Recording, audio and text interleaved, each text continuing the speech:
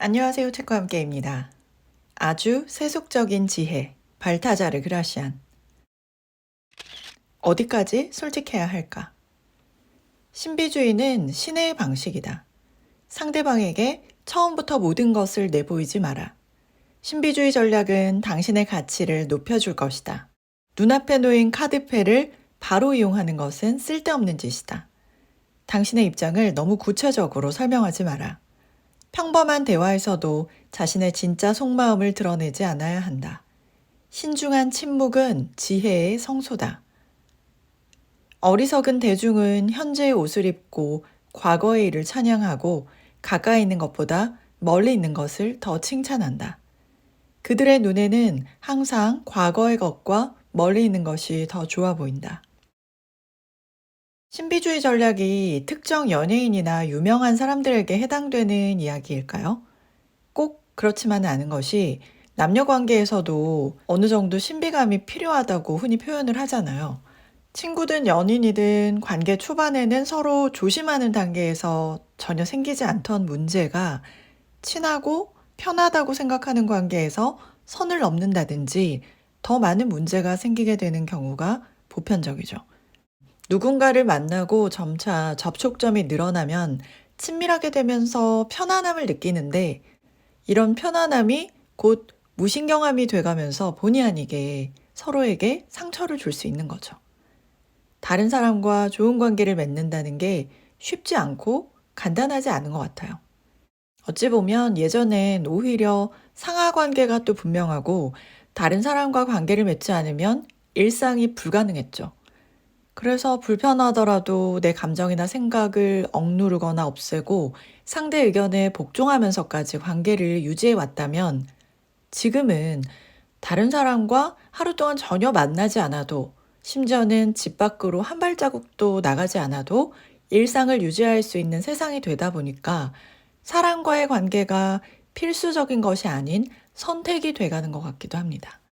그럼에도 사람은 여전히 내가 아닌 다른 사람과의 관계를 통해서 깊은 유대감과 충족감을 원하는 존재잖아요. 어떻게 하면 사람들과의 관계에서 솔직하고 편안하게 나 자신을 드러내면서도 좋은 관계를 유지할 수 있을까요? 얼마 전에 로봇이 나오는 영화를 봤는데요. 낯선 숲이라는 환경에 떨어지게 된 로봇이 한동안 작동을 멈추고 가만히 있더라고요. 계절도 바뀌고 온갖 생물들이 오고 가도 가만히 있어요, 한동안. 알고 보니 바로 데이터 수집 중인 거였어요. 수많은 자극들 속에서 그 숲속의 환경이라든지 동물들의 언어 같은 것들을 스스로 학습하고 있는 거였죠. 드디어 학습이 끝난 로봇은 그제서야 작동을 켜고 숲속 동물들과 본격적으로 소통하기 시작합니다. 여기에서 힌트를 얻었어요. 누군가에게 내 속마음, 진심, 때로는 나의 약한 부분을 털어놓았을 때 그게 독이 돼서 오히려 나를 공격하거나 판단하는 근거로 삼는 사람도 있고 또 어떤 사람은 나의 마음을 깊이 헤아려 주면서 공감하고 도움을 주려는 사람이 있죠. 이러한 것들을 구분할 수 있는 능력을 갖추기까지는 침묵이 큰 도움이 될지도 모르겠다라는 생각이 들었습니다.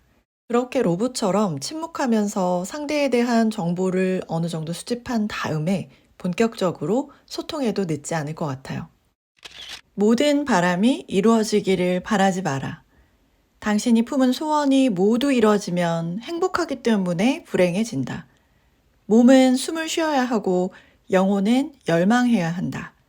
모든 것을 소유하면 머지않아 환멸과 불만에 빠지게 된다. 과도한 행복은 오히려 독약이 된다.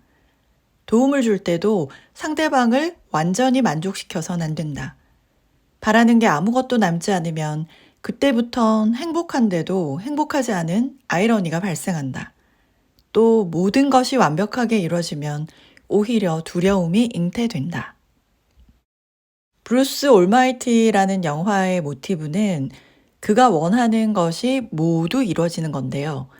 내가 원하는 일이 뚝딱하고 모두 이루어지는 세상, 과연 행복할까요? 저는 잘 모르겠더라고요. 또 톨스토이 책에서는 부모의 소원대로 세상에서 가장 사랑받는 아이가 나와요. 그 아이는 너무나도 사랑스럽기 때문에 보는 사람마다 이 아이를 사랑할 수밖에 없는 거예요. 그런데도 이 아이가 생각보다 행복하지 못하더라고요. 우리 각자의 삶에서 원하는 것들이 있죠. 돈이나 지위를 얻는 일, 사람들로부터 사랑과 인정을 받는 일, 건강, 뭐 여러 가지 원하는 것들이 있을 텐데 그런 것들이 다 채워지고 난 이후의 일상. 더 이상 힘들어하거나 노력하거나 애쓰지 않아도 되는 삶. 내가 원하기만 해도 이뤄지는 세상. 이미 원하는 걸 다 이룬다면 어떨까요? 정말 이 책의 저자분의 말처럼 뭔가 행복한데 행복하지 않을 것 같은 느낌도 들고 또 두려움이 생길 것 같다는 생각도 듭니다. 그래서 저는 그것보다는 그래도 내가 아무리 노력하고 애써도 뭔가 잘 안 될 때도 있고 그래서 속상하고 힘들 때도 있고 그래도 그 과정에서 뭔가 조금이라도 성장하고 조금이라도 어제보다 나아지고 내 맘대로 안 되는 사람이나 상황들 속에서 괴로워할 때도 있고 슬퍼할 때도 있지만 그런 경험들을 통해서 그나마 다른 사람이나 세상을 좀 더 이해하는 마음이 생기기도 하고 무엇보다 제가 원하는 것들이 다 이루어지면 그게 정말 저한테 정말 좋은 게 맞을까라는 생각도 들더라고요. 제 생각이나 경험을 보편화시키거나 앞날을 예측할 순 없지만 저의 지난 날들을 돌아보니까 제가 원하는 일을 이룰 때도 있었고 그렇지 못할 때도 있었지만 계속해서 성공만 했다면 그게 과연 나에게 좋았을까? 그냥 저는 지금처럼 때로는 뭔가 잘 될 때도 있고 잘 안 될 때도 훨씬 많고 이런 게 훨씬 좋은 것 같아요. 베푸는 것도 지혜가 필요하다. 선행은 조금씩 자주 하라. 중요한 사실은 남에게 베풀 땐 대가가 적은 것을 자주 베풀어야 더 존경을 받을 수 있다는 사실이다. 중요한 것은 타인의 기대를 완벽하게 채우려 하지 말고 여지를 남겨두는 것이다. 심지어 왕도 누군가를 후원할 땐 자신이 항상 필요한 사람이 되기 위해 전적으로 다 해주지 않는다. 줄 때도 잘 줘야 되겠더라고요. 누군가에게 예상치 못한 큰 선물을 받으면 어떨 것 같으세요? 엄청 좋을 것 같잖아요. 그런데 신기하게 그거에 대해서 내가 보답을 할 수 없을 정도로 큰 걸 받게 되면 결국은 그 선물 준 사람을 피하게 된다는 말도 들었어요. 이해가 잘 안 가죠. 무언가를 다른 사람들에게 받으면 그걸 보상해야만 할 것 같은, 갚아야 할 것 같은 그런 심리가 있잖아요. 나도 비슷한 걸 해줘야 될 것 같은. 그런데 내가 그럴 만한 여력이 안 되면 왠지 부담이 된다는 거죠.